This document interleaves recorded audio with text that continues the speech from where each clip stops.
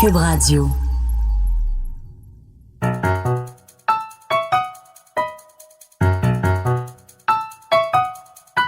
Ici Mathieu Bock-Côté et bienvenue aux Idées mènent le monde.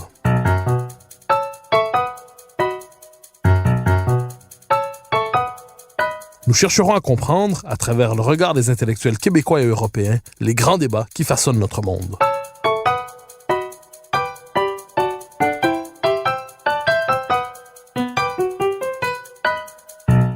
Longtemps, la Nouvelle-France a occupé une place centrale et même fondatrice dans la mémoire collective du peuple québécois. Elle racontait une grande aventure, celle de la naissance d'un peuple. Mais depuis une cinquantaine d'années, on semble avoir perdu sa trace. Elle ne passionnait plus. Comme si le Québec moderne, qui voulait tout recommencer en 1960, devenait à lui-même sa propre fondation. Et pourtant, aujourd'hui, elle remonte à la surface, mais sous un visage inattendu.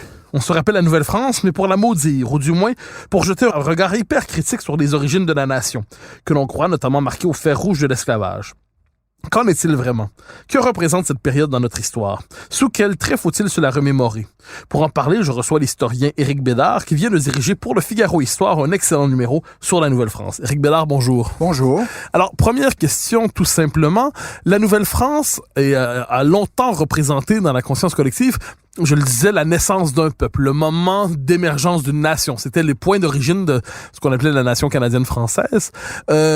Et ensuite, sa signification a évolué dans la conscience collective. Alors, si je vous disais, qu'est-ce qu'elle a représenté dans l'historiographie québécoise, chez les historiens, chez les Québécois, au fil, on pourrait dire, des 100 dernières années, qu'est-ce qu'elle a représenté, la Nouvelle-France? Est-ce que sa signification a changé? Et comment expliquer surtout sa disparition relative de la mémoire depuis une cinquantaine d'années? Bon, de ce que j'en comprends, la Nouvelle-France, dans la mémoire collective des Canadiens français devenus québécois, c'est quelque chose qui naît, en gros, au milieu du 19e siècle. C'est Garneau.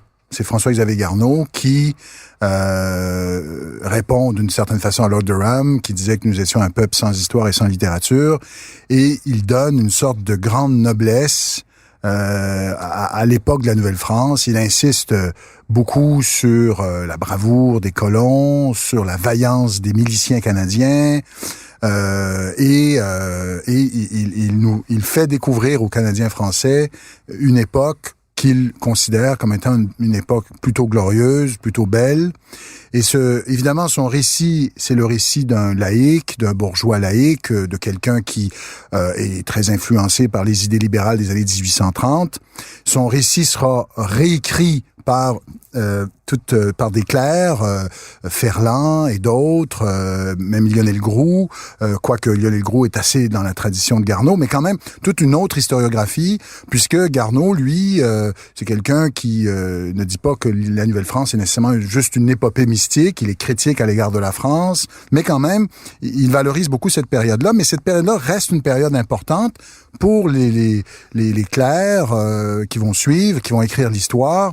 Ben, c'est une période importante puisque c'est les fondements catholiques de notre pays, de notre peuple, et donc on met énormément l'accent là-dessus.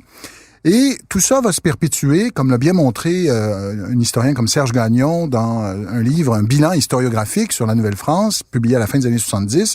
Tout ça va se poursuivre, en gros, jusqu'à Frégo, ou Groulx, Frégo, en gros. Donc l'école de Montréal. Une glorieuse Nouvelle-France, une période, disons, enchantée de notre histoire, et parce que, tout naturellement, la conception qu'on se fait, vous l'avez dit, de la nation, c'est une conception généalogique. Donc, les premiers Canadiens français sont les Canadiens, qui s'appellent comme tels, qui se désignent comme tels à partir de la fin du 17e siècle, et qu'on désigne comme tels.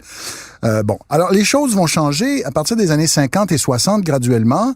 Et là, je pourrais en dire beaucoup, mais je vais m'attarder sur deux historiens très marquants sur la Nouvelle-France, qui ont porté un regard complètement différent, peut-être justement qui ont voulu être une sorte de réponse à cette historiographie qui enchantait l'époque de la Nouvelle-France.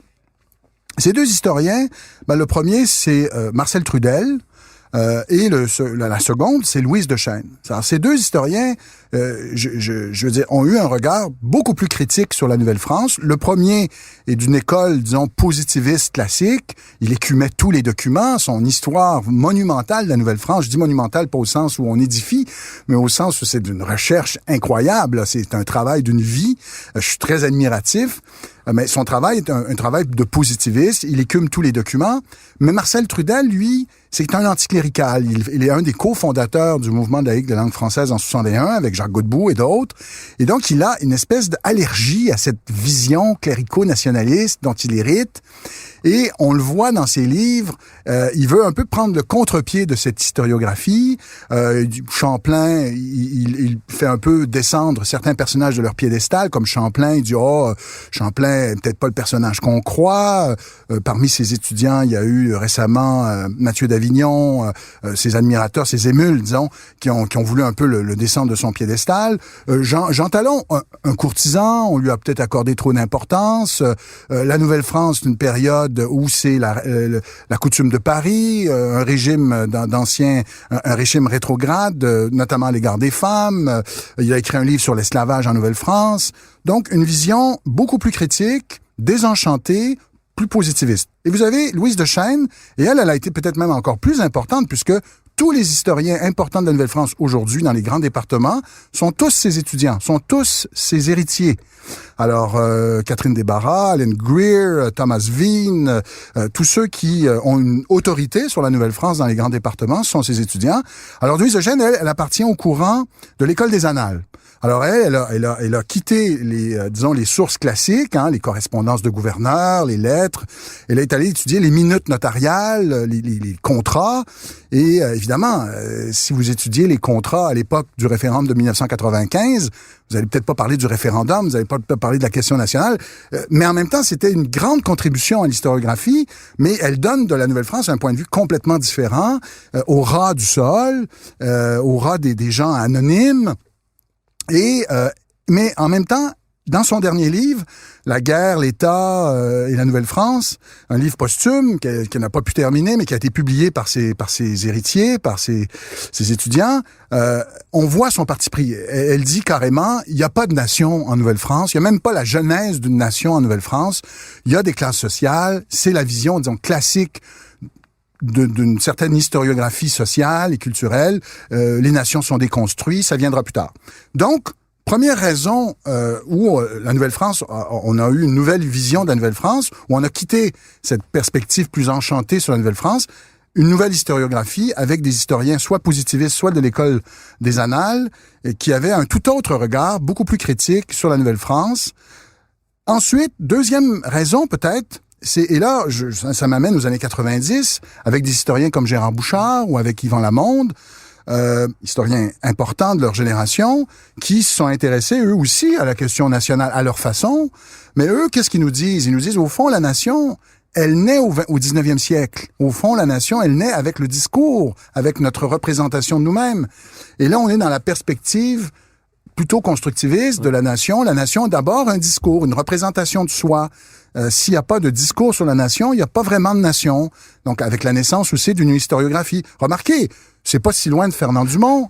Mais qui reconnaissait toutefois l'existence d'un sentiment national. La référence nationale venait après, mais il voyait, lui, Fernand Dumont, dès la Nouvelle-France, le sentiment national. Un germe de quelque chose. Probablement que Gérard Bouchard aussi dirait cela dans certains de ses travaux, mais en même temps, on sent en les lisant que c'est vraiment une affaire du 19e siècle, et je dirais, ils sont tout à fait en phase avec toute une littérature plus théorique sur la nation et le nationalisme, Eric Hobsbawm, Benedict Anderson, La nation imaginée, et plusieurs autres que vous connaissez peut-être même, Clifford Geertz, des anthropologues, qui ont dit, au fond, la nation, c'est un produit de la modernité, donc un produit du 19e siècle.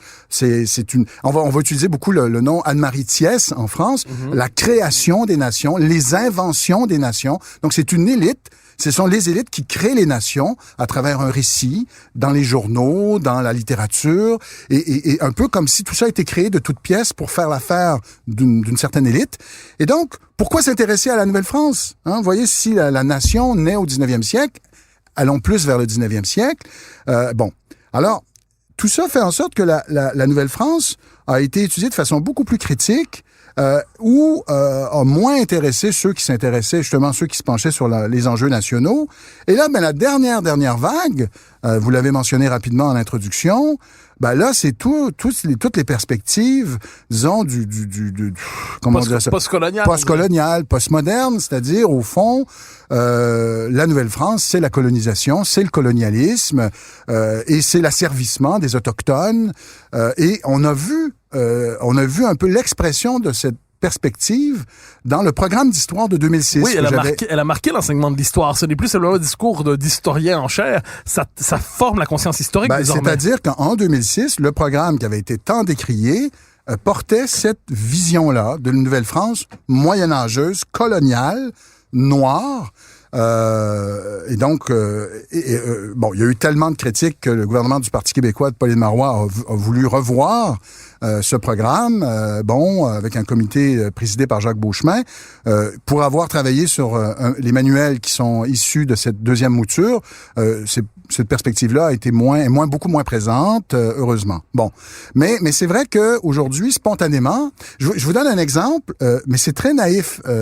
J'enseigne un cours à HEC Montréal avec beaucoup d'étudiants étrangers, français.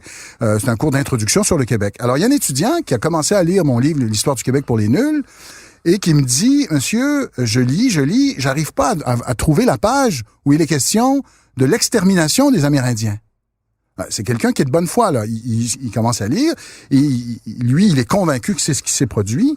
Je lui dis, mais c'est parce que ça ne s'est pas passé comme ça. Il est tout surpris.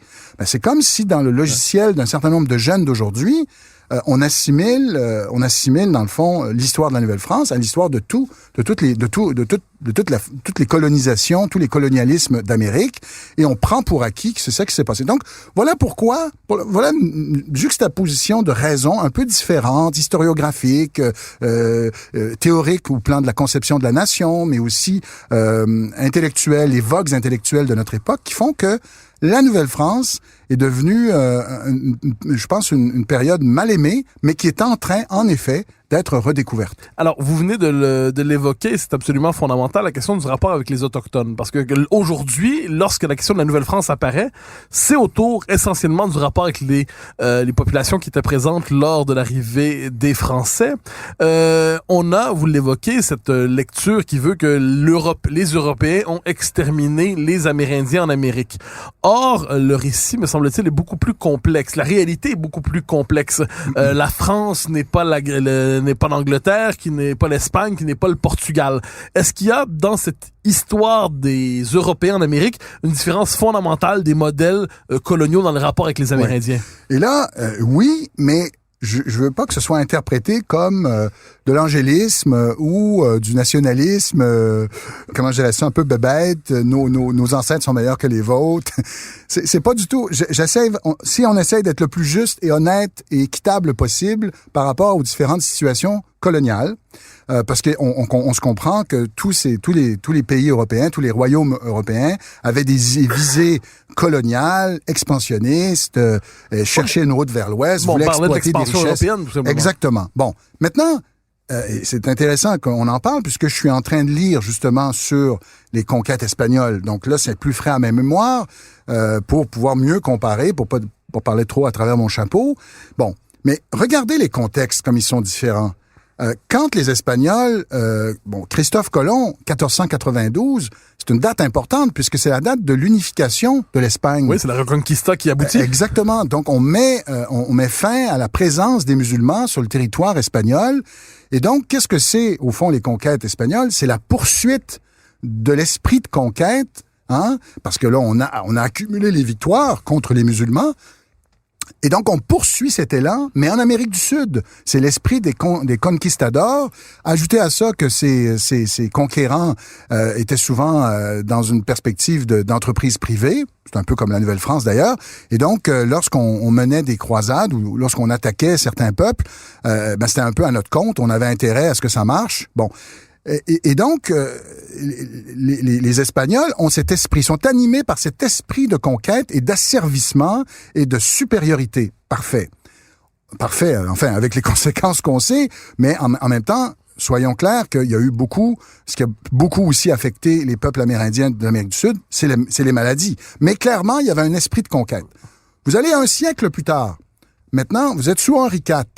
Mais Henri IV, c'est le roi de la réconciliation. Henri IV, c'est un roi qui, bien sûr, qu'il se convertit au catholicisme. Paris vaut bien le messe, dit-il un peu cynique. Mais quand même, vous avez une autre atmosphère qui règne en France, qui est celle, justement, d'apaisement, de réconciliation, de tolérance. Je le mets entre guillemets, ne donnons pas à ce mot un sens anachronique, mais c'est l'idée de cohabiter ensemble au sein du royaume, même si c'est surtout, on s'entend, les Huguenots qui doivent faire des sacrifices, qui doivent se conformer, mais quand même, on est dans une autre atmosphère. Et Samuel de Champlain, tous s'entendent pour le dire, même ceux qui critiquent, qui sont plus critiques sur son héritage, c'est un héritier d'Henri IV. Samuel de Champlain a des liens privilégiés avec Henri IV. On pense même que c'est peut-être un de ses enfants illégitimes, mais il est dans cet état d'esprit et on a trace d'une correspondance entre Henri IV et lui, où Henri IV lui dit en 1603, est-ce que c'est en janvier, est-ce que c'est à la fin de l'année, là, on se dispute sur les dates, mais où Henri IV dit à Samuel de Champlain, tentez de vous entendre avec ces peuples. On a besoin d'eux. Pourquoi on a besoin d'eux? Parce qu'il n'est pas question encore de coloniser ce territoire. Ils occupent le territoire alors que la France n'a pas l'intention à ce moment-là de l'occuper avec sa propre population. Sa propre population. On n'est pas dans une perspective d'occupation, de colonisation. On est dans une perspective uniquement commerciale. La France hésite encore. Il va hésiter jusqu'au milieu du 17e siècle. Est-ce que c'est un comptoir de commerce? Est-ce que c'est vraiment une colonie? Alors évidemment, pour l'Église, pour les Récollets, les Jésuites, il faut que ce soit une colonie. Il faut amener des colons pour donner l'exemple, pour convertir ces gens aux lumières du christianisme. D'ailleurs, Champlain va évoluer vers cette perspective à partir de 1615. Lui-même deviendrait un petit peu plus religieux. Ses convictions deviendraient plus robustes sur ce plan-là, alors qu'au début, il donne pas beaucoup de signes de ce côté-là. Alors, donc, on est dans une perspective d'un humanisme chrétien, d'une réconciliation. Alors, forcément, on n'est pas dans la perspective d'arriver là et de tuer tout le monde. On vient de vivre des guerres de religion en France. Ces guerres-là ont été terribles, ont déchiré le royaume. Donc, quand on arrive en Nouvelle-France, on n'est pas dans cette perspective-là, d'autant que Champlain est allé lui-même espionner les Espagnols, en est revenu assez catastrophé par ce qu'il a vu. Et donc, selon les spécialistes, ça aurait joué un rôle dans sa vision. Et autre élément fondamental, il n'y a pas d'or. Enfin, Cartier aurait rêvé, il pensait trouver des diamants, mais il n'y en a pas de diamants, il n'y a pas d'or en Amérique du Nord, malheureusement pour les Français. Donc, c'est quoi le commerce principal? Au début, c'est du poisson qu'on pêche en haute mer, la morue. Les Autochtones ne pêchaient pas la morue, c'était beaucoup trop loin, ils n'avaient pas de bateau, ils s'en foutaient un peu. Et quand on se rapproche des Autochtones sur les berges, on commence à échanger des fourrures, et c'est les fourrures qui deviennent l'élément central du commerce. Les fourrures, eh bien, les Autochtones sont des partenaires de commerce. On a besoin d'eux, c'est eux qui nous amènent pendant très longtemps les fourrures jusqu'au milieu du 17e siècle. Donc, évidemment, ça allait de soi qu'on n'allait pas les exterminer. C'était nos partenaires de commerce. Alors, voyez un peu les circonstances. Alors, je dis pas que les Français étaient plus gentils, et je suis pas en train de dorer la pilule aux Français. Les Français avaient des objectifs politiques, mais les choses ne se sont pas passées comme en Espagne. C'était un autre contexte. Alors, les Français ont eu une attitude vraiment coloniale et esclavagiste sur l'île de Saint-Domingue. Ils ont même fait de la Louisiane, à partir des années, assez rapidement dans l'histoire de la Louisiane, une colonie qui avait une composante esclavagiste très, très importante. Mais pour ce qui est de nous, dans la vallée du Saint-Laurent, c'est pas comme ça que ça s'est passé. Et au contraire, on peut parler davantage d'un vrai partenariat avec des alliés, du développement d'une alliance. Et c'est pour ça que les historiens, d'ailleurs, tendent, et je pense qu'ils n'ont pas tort, à faire de la tabagie de Tadoussac, de cette grande rencontre de 1603 à Tadoussac entre Champlain, quelques hommes, et les Inuits, les montagnais qui sont là avec leurs alliés, qui viennent de remporter une victoire contre les Iroquois, font de ce moment un moment inaugural, fondateur. Parce que c'est vrai que sans cette alliance et sans ce moment fondateur, la fondation de Québec de 1608 aurait été presque impossible, puisqu'on aurait été en territoire un peu hostile. Les gens, les Amérindiens nous auraient regardé les Français un peu de travers. Mais là, non. Il y a quelque chose qui s'est établi. Il y a une confiance qui s'est créée. moins forte peut-être avec les Montagnais, on le sait maintenant. Les Montagnais avaient l'habitude de faire du commerce avec les Basques, avec les Espagnols, et là de se faire imposer un monopole par les Français, ça les irritait, puis il y a eu des escarmouches, mais dans l'ensemble, les choses se sont plutôt bien passées jusqu'à la Grande Paix de 1701, où là, enfin, on a pu même s'entendre avec les Iroquois, qui étaient les ennemis de nos alliés.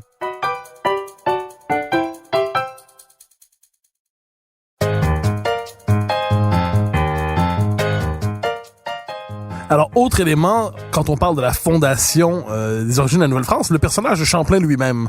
Un historien américain, David Hackett Fischer, lui a consacré une biographie assez importante il y a quelques années et qui cherche, alors vous me corrigerez si je le lis mal, mais qui cherche à en faire un personnage, je dirais pas quasi mystique, le terme est trop fort, mais un authentique fondateur. C'est-à-dire que Champlain a une vision de la France à prolonger, d'une nouvelle France, en fait, disons-le comme ça. Si on cherchait rapidement à décrire les traits du projet de Champlain ou de la visée de Champlain du point de vue d'Hackett Fischer, à quoi ça peut ressembler? Ben, c'est ça. C'est le titre en anglais, c'est Champlain's Dreams. Donc, c'est quelqu'un qui avait une visée, qui avait une vision, qui croyait au potentiel de la colonie. Alors, au départ, c'est pas clair si ce potentiel était surtout économique. Il semble que oui. Donc, ces expéditions étaient commanditées par des entrepreneurs, des hommes d'affaires français. Mais visiblement, plus il avance dans le temps, plus il sent qu'il y a un vrai potentiel. Ses écrits le montrent. Il fait une sorte de recension de toutes les richesses de la vallée du Saint-Laurent au milieu des années 1610. Un de ses nombreux écrits, d'ailleurs. Alors, on sent qu'il a une vision. Et ce qui est intéressant, c'est que sa vision, elle peut très bien se réaliser avec le concours des Autochtones. Elle se fait pas nécessairement à ce moment-là contre les Autochtones. Il a cette phrase célèbre de 1633 lors d'une cérémonie qui est rapportée par les Relations des Jésuites. Nos hommes marieront vos femmes et nous ne ferons plus qu'un peuple. Donc, il avait cette vision, il avait cette ouverture, et en effet, Champlain, c'est vraiment un très grand personnage. Il y a une petite controverse en ce moment historiographique. Certains historiens trouvent que Fischer va trop loin, mais écoutez, je les ai lus, leurs arguments ne m'ont pas beaucoup convaincu. Tous les personnages ont peut-être leur zone d'ombre, et c'est vrai que pour l'époque de Champlain, on est un peu dépendant des sources de Champlain. C'est un peu Champlain qui nous raconte cette époque-là avec sa vision à lui. On n'a pas beaucoup d'autres sources pour confirmer ou infirmer ce qu'il dit, mais quand même, c'est assez remarquable. Alors, pensons encore à la question de la Nouvelle-France sous le signe de la fondation. Je dirais pas du récit héroïque, peut-être même pas de l'épopée, mais à tout le moins d'une fondation, c'est-à-dire avec la part d'héroïsme que ça implique. Il faut se mettre dans l'état d'esprit de ceux qui arrivent. Le continent n'est pas encore exploré, le continent n'est pas encore connu. Il y a une part d'aventure incroyable à travers tout ça. Donc, deux types de personnages, j'aimerais vous entendre à leur sujet. D'avant tout, ce qu'on appelle les grands explorateurs ou les grands découvreurs, c'est-à-dire ces figures absolument singulières qui se lancent à la découverte d'un continent sans trop savoir où ils vont, en sachant vaguement ce qu'ils recherchent, mais ils partent à la rencontre, donc les grands découvreurs. Et de l'autre côté, une autre figure tout aussi importante, le coureur des bois. Figure qui appartient à la mythologie québécoise. On veut y voir une source d'identité collective en pensant aux Québécois toujours à la recherche de liberté et ainsi de suite. Ces deux figures, le grand explorateur et le coureur des bois, est-ce qu'on peut dire que ce sont des figures fondatrices aussi de de l'épopée de la Nouvelle-France? Oui. Ah oui. Et c'est des personnages qui ont historiquement, c'est des personnages qui émergent durant surtout la seconde moitié du 17e siècle, jusqu'à la moitié du 17e siècle. Il y a Québec, on fonde Montréal, on fonde Trois-Rivières. Les Amérindiens amènent les fourrures et c'est ça. C'est comme des magasins qui sont aménagés avec des engagés, des charpentiers, des ouvriers et qui retournent après 3 ans, qui s'installent pas nécessairement là, qui sont pas nécessairement des colons, sauf exception comme Louis Hébert et sa femme. Mais voilà. Et donc, à partir du moment où nos alliés Hurons, Wendat de la région des Grands Lacs sont détruits par leurs ennemis iroquois, on perd là des intermédiaires fondamentaux. Eh bien, là, les habitants de la vallée du Saint-Laurent sont un peu obligés d'aller à la rencontre des peuples amérindiens plus éloignés pour poursuivre le commerce des fourrures. Faut pas oublier ça. Donc, il y a cet élément-là qui vont amener un certain nombre de coureurs des bois, de voyageurs, comme on va les appeler, à toujours aller plus loin au cœur du continent. Un continent, je lisais justement, je suis en train de lire le dernier livre de G. Lavard, L'Amérique fantôme, justement sur les coureurs des bois, qu'on ne connaît pas, un continent qu'on ne connaît pas. Il faut voir que jusque tard, jusqu'au 18e siècle, en fait, jusqu'à quasiment à la fin du 18e siècle, on ne connaît pas la géographie du continent. Vous imaginez, autour de 1660, on entend vaguement parler d'un fleuve qui s'appelle le Mississippi. Les relations en parlent. Bon, c'est un peu mystérieux. Donc, vous avez à la fois ces voyageurs, ces coureurs des bois qui vont à la rencontre des peuples pour échanger des fourrures, et vous avez des explorateurs. Des explorateurs qui cherchent quoi? Qui cherchent encore la fameuse route vers l'ouest, un peu comme Jacques Cartier. Des explorateurs qui sont en quête de gloire, qui sont des personnages souvent commandités par l'État, ce qui n'est pas le cas des coureurs des bois, qui eux sont soutenus par souvent des intérêts privés. Alors que les explorateurs sont souvent commandités par l'État, plus ou moins, parfois c'est semi-privé, et ce sont des personnages qui rêvent de gloire. Ce sont des personnages plus grands que nature. Alors, vous avez Louis Joliette, qui est un Canadien, qui est né en colonie.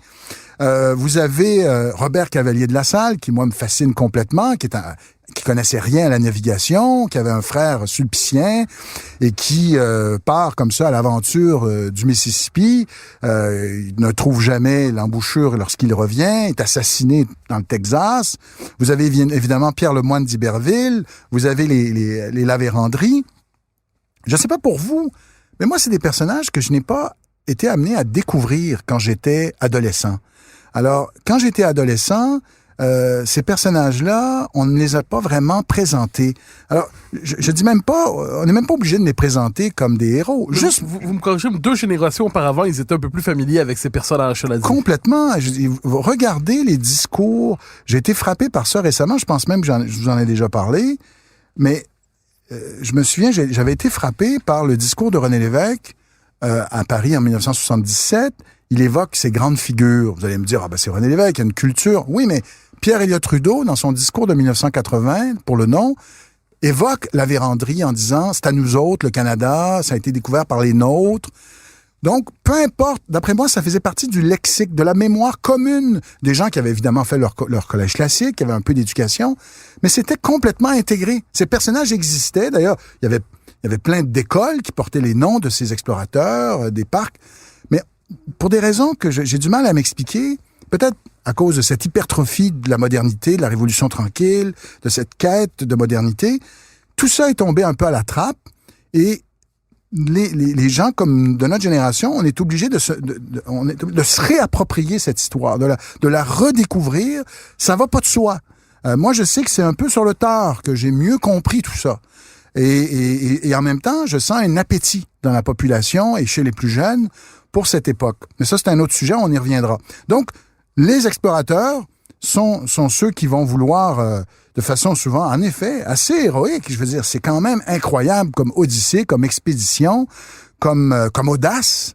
Vont vouloir toujours faire reculer plus loin les frontières, aller essayer de découvrir la mer de l'Ouest, comme on l'appelait, mais qu'on ne découvrira finalement presque jamais, même pas les frères La Vérendrye.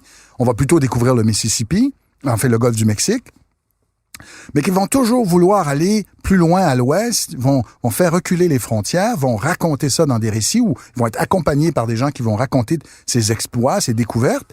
Et vous avez de l'autre côté des gens plutôt illettrés, en général, des analphabètes, des gens très modestes, mais en même temps des gens aussi avec plein d'audace, qui parfois partaient quelques mois, parfois devenaient ce qu'on appelait des Indiens blancs, donc vivaient complètement parmi ces peuples amérindiens qu'ils découvraient, qu'ils étaient adoptés.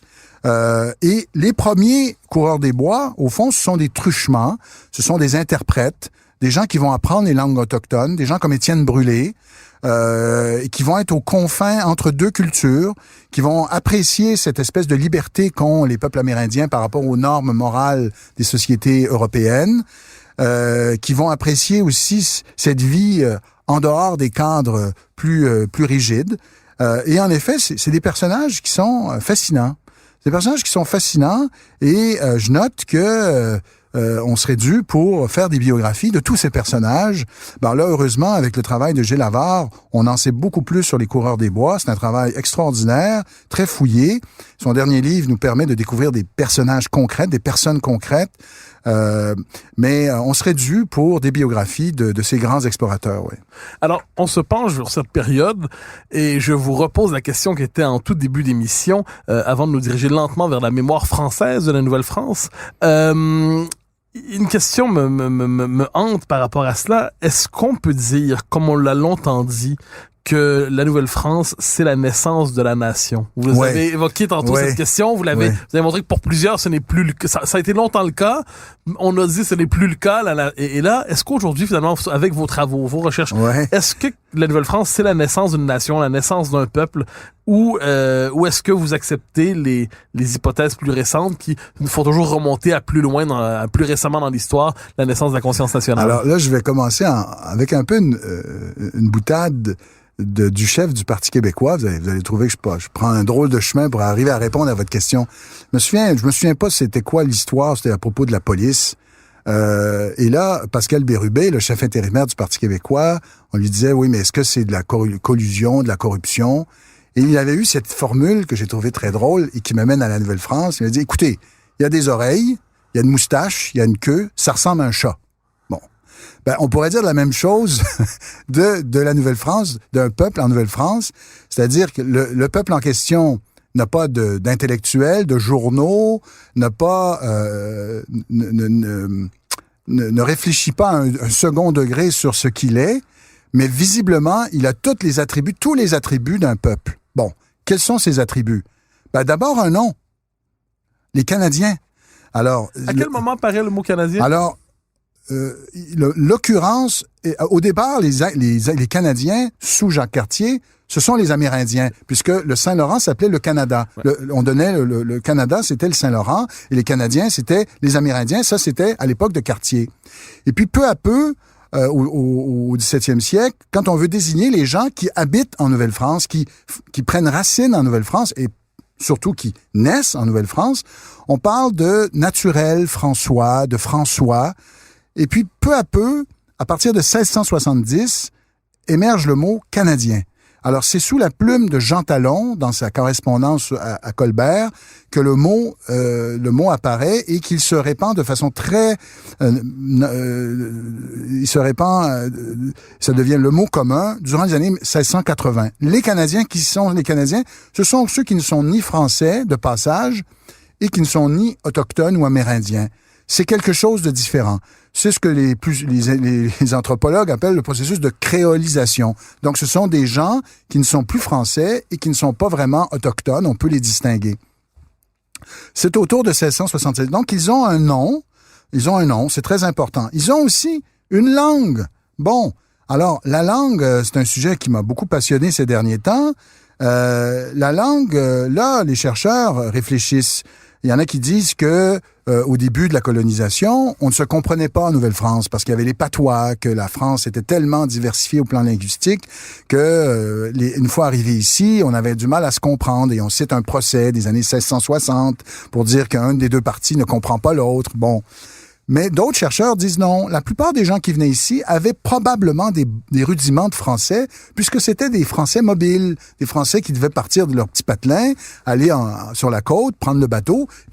Pour faire ça, il fallait avoir des rudiments en français, mais un français populaire, le français populaire de l'Île-de-France. Alors, quoi qu'il en soit, ce dont on est certain, c'est qu'à la fin du XVIIe siècle, il y a une véritable unité linguistique. Non seulement il y a une unité linguistique, mais on a retracé tous ceux qui ont commenté la langue des Canadiens, d'un certain Nicolas Denis jusqu'à Bougainville en 1759. Tous disent la même chose. Voilà un excellent français, un français de qualité, un français sans accent. On répète constamment ça, c'est incroyable, un français sans accent, quand on sait maintenant nos débats qu'on a sur le...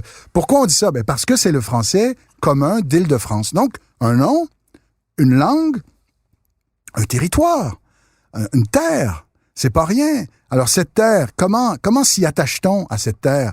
Bien, on s'y attache, oui, par le régime seigneurial. Hein, on s'ancre dans des lieux bien précis, avec une vie sur des terres. On s'installe pas un peu partout comme ça, au hasard, selon notre inspiration. L'espace laurentien est quadrillé de seigneuries, et à l'intérieur des seigneuries, il y a des paroisses. Tout ça crée un sentiment d'attachement, bon. Et cette terre, ben on va la défendre. C'est mon dernier point. On va la défendre avec beaucoup d'acharnement en 1759. Alors, vous êtes comme moi, vous avez bien aimé la série Duplessis. Vous vous souvenez de la boutade de Maurice Duplessis à Adélard-Godbout, hein? Ne me parle pas de des plaines d'Abraham. C'était des régiments français. Voilà, c'était des Français qui affrontaient des Anglais. Les Canadiens, les bons Canadiens étaient dans leur champ, ça les intéressait pas. Mais c'est archi faux. 12 000 miliciens sont en armes. Et puis, est-ce que c'était tous des bons soldats? Pas du tout, pas nécessairement. C'était des amateurs. Ils arrivaient avec leurs fourches, leurs armes de chasse. C'était pas nécessairement des gens très aguerris. Mais on sait qu'il y a eu mobilisation, absolument. Alors, Louise de Chêne nous dit, oui, mais c'est parce que ils étaient forcés d'obéir à leur curé, parce qu'ils avaient peur. Écoutez, les motivations, ni Louise de Chêne, ni vous et moi, on les connaît intimement, parce qu'ils ont laissé peu de traces écrites de pourquoi se sont-ils mobilisés. Mais on peut penser, puisque même Wolfe raconte que dès que les Anglais approchaient des berges, des enfants leur lançaient des roches, des vieillards voulaient s'enrôler. Visiblement, il y avait un attachement et on sentait que cette terre était la nôtre et on ne souhaitait pas qu'elle soit envahie par des étrangers. Donc, voyez là, ça ressemble à un chat.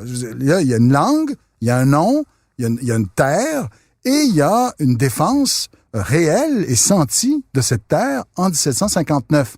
Eh bien, si vous voulez mon avis, oui, il y a quelque chose comme un sentiment national, naissant, proto-national, appelez-le comme vous voulez, mais il y a quelque chose comme un véritable attachement, une conscience commune. J'ajoute un dernier élément. La conscience politique, si on lit les travaux, alors ça, je sais que tout le monde n'est pas d'accord avec ces thèses, mais il y avait le philosophe allemand Carl Schmitt qui disait la politique, c'est la dialectique ami-ennemi. Dès lors qu'il y a ennemi, il y a politique. Bon, ben les habitants de la vallée du Saint-Laurent ont été très tôt conscients qu'ils avaient des ennemis. Et des ennemis contre lesquels il fallait se protéger. Ben, c'était au départ, évidemment, les Iroquois jusqu'en 1701, puis ça a été aussi les Anglais qui ont tenté des invasions. Donc, forcément, il y a eu conscience politique. Dernier élément, on nous dit, oui, mais l'histoire, l'historiographie, le récit sur soi, c'est ce qui marque la naissance d'un peuple. Ben, il y a eu des chroniqueurs qui ont raconté très tôt ce qui se passait ici. Alors, c'était pas des grands historiens à la Michelet ou à la Garneau, mais quand même, on a des récits qui racontent les valeureux efforts pour préserver quelque chose en train de naître. C'est Marc Lescarbot, c'est Dollier de Casson qui raconte Montréal, c'est Charlevoix, et ainsi de suite. Donc, il y a presque une historiographie même qui naît à l'époque de la Nouvelle-France. Alors voilà, tout ça m'amène à penser qu'on est dans une perspective, oui, proto-nationale. Donc, les Canadiens n'ont pas encore intellectualisé leur appartenance à une communauté quelconque de destin, comme ce sera beaucoup plus clair au 19e siècle, mais tous les ingrédients sont là. Il nous reste le temps d'une dernière question. La Nouvelle-France, qui dit Nouvelle-France dit France aussi. Or, c'est mentionné, vous le mentionnez dans votre article du Figaro Histoire, la France n'a pas vraiment gardé la mémoire de la Nouvelle-France. Elle sait que ça existe. On me disait à propos de ce numéro, lorsque j'en ai eu l'occasion d'en parler en France, on me disait c'est très nouveau comme sujet, c'est très drôle, inattendu. Hein? Ah oui, ça nous change de ce que l'on sait généralement.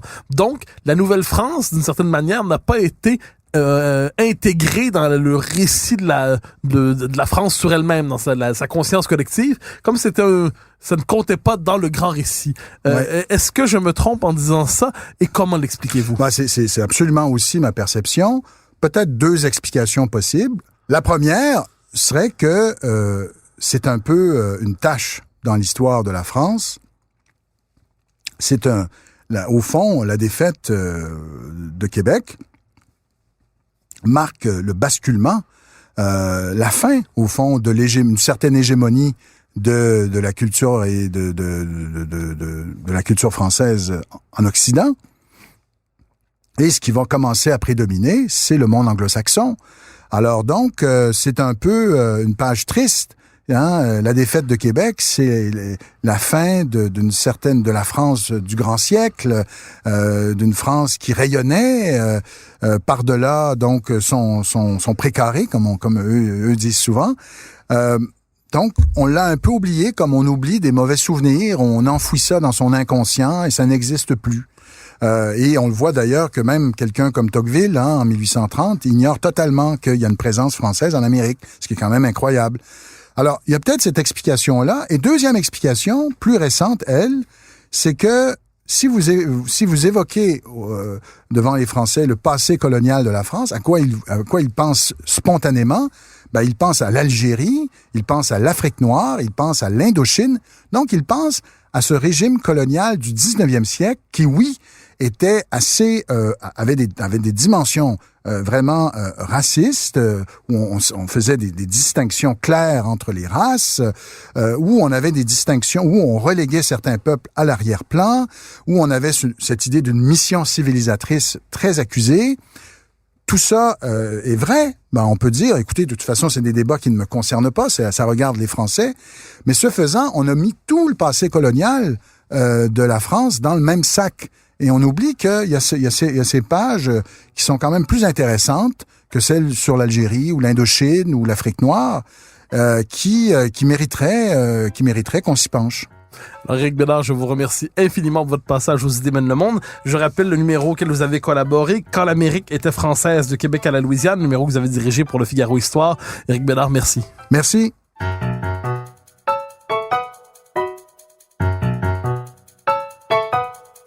Chers auditeurs des Idées mènent le monde, vous pouvez faire connaître le balado sur vos réseaux sociaux en partageant les épisodes que vous aimez.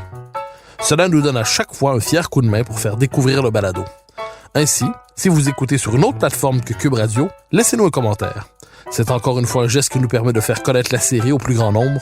Merci à vous d'être à l'écoute. Vous pouvez me suivre sur Twitter et sur Facebook. Vous pouvez également lire mes chroniques chaque mardi, mercredi, jeudi et samedi dans le Journal de Montréal. Et chaque semaine, vous pouvez me suivre à la Joute à TVA. Animation et recherche, Mathieu Bock-Côté. Réalisation, Anne-Sophie Carpentier. Une production Cube Radio.